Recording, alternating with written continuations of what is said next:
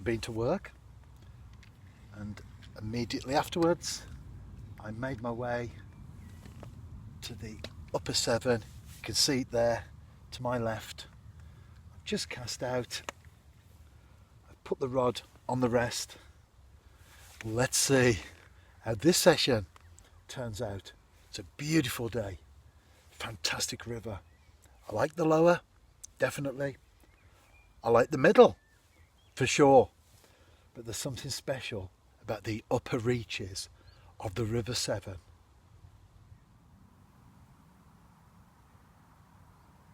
Second cast, and I had a bite, although I wouldn't call it a bite in the sense that you strike and you hit the fish. It was more a tiny chub or minnow sucking at the maggots. So I retrieved one skin, the other one was removed totally. However, that is a very encouraging sign, because I'm getting a tap straight away, and it means that even if they are small, they're actually now moving over the baited area. I've been putting balls of, very small ones, balls of brown crumb and mixed maggots mid-river, which is just a few feet away from the bank actually, and then letting the bait fall to the bed of the river, which would then spread out and form a nice attractive area for the fish to move into. Get another one there. They've definitely done that, no doubt about that. I'm not worried about small fish. I want to catch them. Certainly the first one. It means that I'm not a blanker.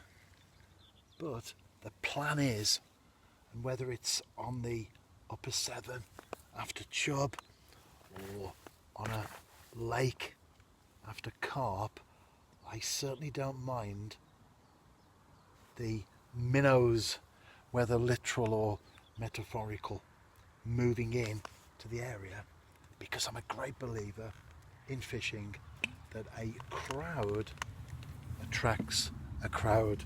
Let's see if that works on this occasion. I'm sure it will. Well, at least I've got the small ones in anyway, and I will be back with one of those. I'll tell you what, they're very elusive, aren't they? Very, very elusive indeed. But I will return with a small chub. That's my guess.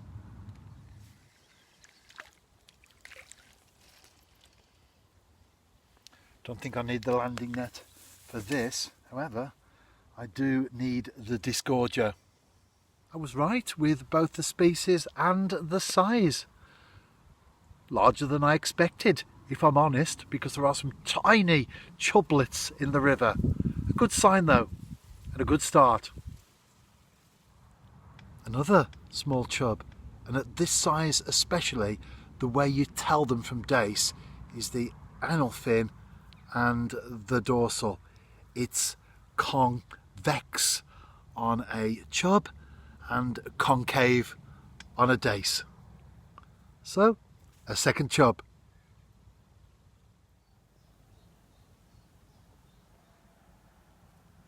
I say this a lot, and it's always a nice thing to say, because it means I'm catching plenty of them, but I'm not showing everyone to the camera.